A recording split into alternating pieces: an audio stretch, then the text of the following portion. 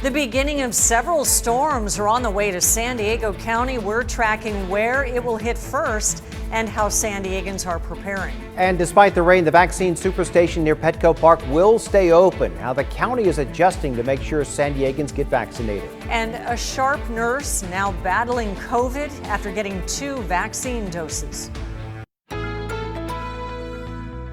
ABC 10 News at 6 starts now. After months of dry weather, the winter storm season is finally upon us. You're looking at a time lapse as the clouds rolled into Mira Mesa this afternoon. And we're about to get the first in a series of storms. Good evening. I'm Kimberly Hunt. And I'm Steve Atkinson. People are preparing all across the county. In fact, some communities have already seen the first few drops of rain. We have team coverage for you on the preparations tonight, the effect on the COVID vaccination sites, and the storms on the way. We begin with our ABC 10 News reporter, Jennifer Dela Cruz. Heartland firefighters tell me they've had a couple people coming by to fill up their sandbags, but overall it hasn't been very busy. They say a lot of times people think they don't need them until it's too late. Light sprinkles in Claremont, kicking off our winter storms this weekend. An ABC 10 News weather watcher shot this video of light rain in their backyard. In Ocean Beach, waves rolled underneath the pier that still sits closed after high surf damaged the landmark last week. In Kearney Mesa, trees were whipping in the wind, a sign that the storm is just getting started. But rain and wind aren't the only threats this weekend. Winter weather is expected to bring several inches of snow to some of our mountains, which means visitors will be flocking to Julian's iconic pie shops. It makes busy even busier. People are colder. People are hungrier. Anita Nichols is the owner of Mom's Pies. She says they've actually been doing well this winter, but are expecting quite a crowd this weekend. And we've baked a little bit ahead, but you can't bake very far ahead for something as fresh as what we make. We all get in and work as hard as we can and do the best that we can. Heartland firefighters gave out sandbags to residents in Lemon Grove, La Mesa, and El Cajon. They're reminding the community to be safe on the roads this weekend and stay home if you can. If you note any areas that have swiftly moving water, such as a culvert or a drainage, you definitely want to avoid being by those areas because that can result in some swift water rescue. Jennifer Dela Cruz, ABC 10 News. Despite the heavy rain forecast for tomorrow, the outdoor vaccination superstation at Petco Park is planning to stay open. ABC 10 News reporter Jennifer Kastner reveals the changes that need to be made so appointments are not canceled. The Petco Park site has more than 40 tents, and organizers believe those tents are strong enough to sustain the rain that's expected to fall this weekend.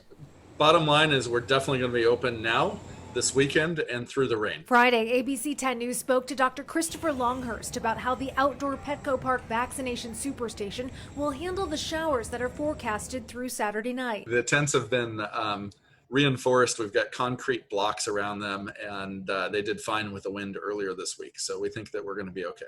We want all the cars under tents, obviously, so we're not giving vaccines in the rain. We also have to make sure that our computers have trash bags and things covering them. But we've been doing this planning all week, and we think we're going to be ready. UC San Diego is helping operate the county site, which sits on a 280,000 square foot lot. On Saturday, 3,500 appointments are set. It's currently only accepting drive-up appointments for Phase 1A recipients and those 75 and older. There are no walk-ups. With the assistance of Sharp Healthcare, the county opened a second vaccination superstation in Chula Vista on Thursday. It's located inside the old Sears department store at the Chula Vista Center Mall. Registration is outside but covered. A county spokesperson wrote to ABC 10 News in part, "No vaccine sites are scheduled to be closed at this time. We are looking to bring in tent-type structures to some sites to cover any waiting or registration areas that may be vulnerable." The county is also asking vaccine recipients to please come well prepared for the wet weather. Jennifer Kastner, ABC 10 News. And this is new video of the storm as it started moving towards the Ocean Beach Pier. It's still closed from our rain last week, the pier that is. The city is hoping the weather will settle for them to examine the damage coming up next week. In the meantime, our meteorologist Angelica Campos is tracking the rain. We could be seeing this for quite some time. Angelica. That's right, Steve. For the next 7 days, pretty active weather on the way. The first time this winter season that we're actually seeing this kind of weather. So tonight, as we go into the evening hours, clouds are moving through the region, but rain is already approaching. You can already see it in the Camp Pendleton area. So I'm going to switch it over to our Pinpoint Doppler live to give you a better view of what is happening. We have to go all the way up north of Bays to actually find any of those showers. So give it another hour or so, we're going to start to see a lot more. The center of the storm still just south of the Bay Area, but it's going to continue diving south. We do have a wind advisory for our mountains. And as we go into the late part of the night, around 9 o'clock, it's going to become a little bit more widespread. Precipitation tonight will be light, heavier rain on the way for tomorrow, and then another storm next week. We'll have much more in our 7-day forecast. All right, we'll see you in a minute. Thank you, Angelica. UC San Diego is being credited for showing how a university can safely start bringing students back to campus. Our ABC 10 News reporter Cassie Carlisle details the program that's now become a model for other institutions. At UC San Diego, students bought into the COVID-19 guidelines, and the university's data shows it's paying off. We've been very lucky with our student body. They have been extremely good about being not just part of the problem, but part of the solution. Dr. Robert Schooley is a professor of medicine and architect of the Return to Learn program at UCSD. Currently, the university has less than 1% positivity rate among its 20,000 students living and commuting to campus, a contrast compared to 12% positivity rate in the county. What would you say were the successes to make it so that you didn't have a huge outbreak like other universities have had?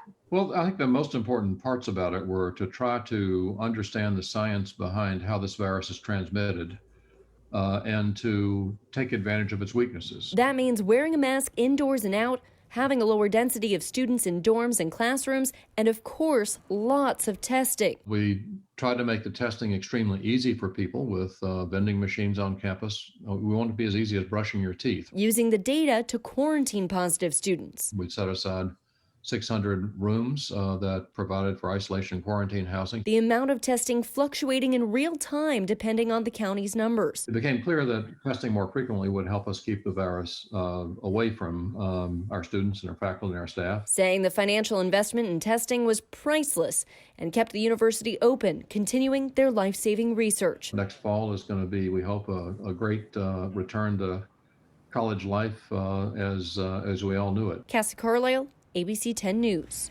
Dr. Schooley says it's important that we all get the vaccine as soon as possible to keep the virus from evolving. The controversial court ruling that briefly allowed restaurants to reopen last month is now being thrown out. The case started when 2 San Diego strip clubs sued to be allowed to stay open despite the county health orders.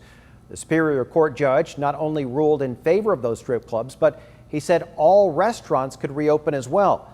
Well, just a few days later, the appeals court put a temporary halt to those reopenings. Today, the court made a unanimous ruling that the Superior Court judge was wrong in his decision. That means restaurants are required to be closed for on-site dining. Carlsbad plans to step up its enforcement on restaurants violating orders to close. The city now says restaurants that serve food outdoors and on sidewalks could have those permits revoked. However, the city council stopped short of approving fines or other penalties. Several restaurants are still open in what they call a peaceful protest to avoid going out of business. A few are even offering indoor dining. The district attorney also has the option of prosecuting health order violators. The tragic new numbers for San Diego County tonight. 79 more of our family, friends, and neighbors have died from this virus.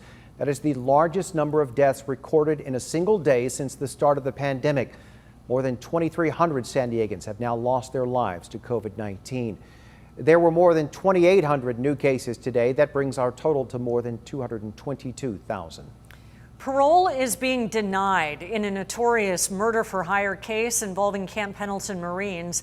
In 1984, Laura Troiani got 5 Marines to murder her husband, Carlo. He was also a Marine.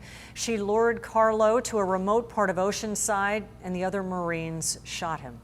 She was sentenced to life in prison, but former Governor Jerry Brown commuted that to give her a chance at parole. Today, the parole board denied Troiani's release, citing a lack of remorse and downplaying her responsibility. A rare drop in the skyrocketing prices of our homes here in San Diego County. The median price for a home sale in December was $645,000.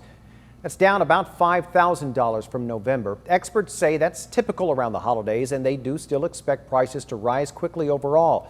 The financial services company CoreLogic projects home prices to go up more than 8% this year. Balboa Park will not get that large new observational wheel after all. Last year, we told you about the plan to build that wheel in the park's Plaza de Panama.